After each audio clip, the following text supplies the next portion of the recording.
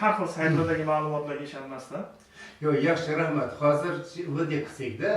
Chunki bitta mavzuni boshladik, oxirigacha yetkazish kerak. Lekin hozirgi gapiringiz juda ham qisqa qilib javob beraman. Mana bugun siz aytgandek internet saytida ko'rdim, bitta bloger beryapti-da.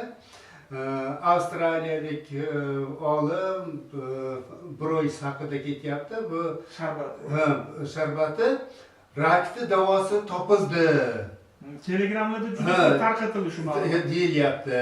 Endi bu yerda mana ko'ringlar, oddiy narsa, sabzi, qizilcha, qizillavlagi, selderi, petrushkani dedi, hammasini qo'shib turib, undan sok olinadi, sharbat olinadi, ichiladi, shunda bo'ldi. Mana shu gap bunday. Bu Broys janoblari o'lib ketganiga 20 yil bo'ldi. Bu bir Broys metodikasi bor. Men shu kitobda ham yozganman, Broys metodikasi bo'yicha. Gap shundaki, bir qismini yulib olgan bilan bu bilan bo'lmaydi. Bu yerda butunlay boshqa uni davolash metodikasi bor. Demak, bu kompleks davolash usuli. Yo'q, bu bir qismi xolos. Buni orada geram bor, yana o'simliklar bor, shular asosida qilingan bu qo'shimcha vitaminlar bilan ta'minlash boshqa uchun organizmda qurib qolmasligi uchun qilingan narsa.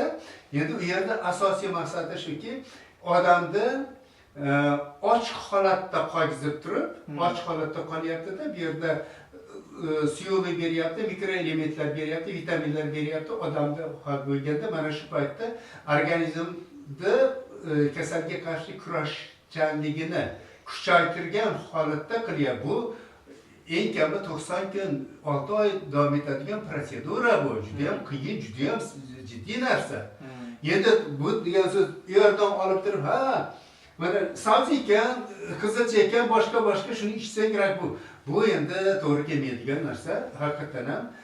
Shuning uchun bu juda murakkab narsa-da, bu saraton juda murakkab narsa. Mana men hozir sizlarga bitta nimani aytib beraman. Amerikalik bitta olim bo'lgan, hozir nima bo'ladigan bo'lsa, William Vogel degan amerikalik olim bo'lgan.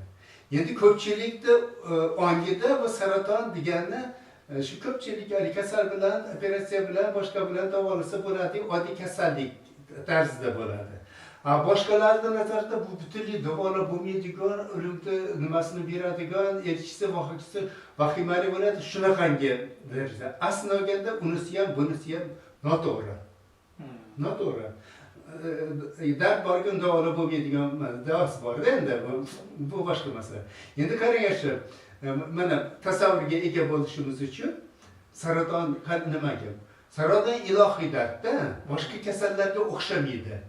Saraton o'zimizdan bo'ladi, o'zimizning hujayramizdan paydo bo'ladi. Demak, buni hayotda ochiq tabiatda hech qanaqangi qo'zg'atuvchisi yo'q. Yo'q-da. Yo'q.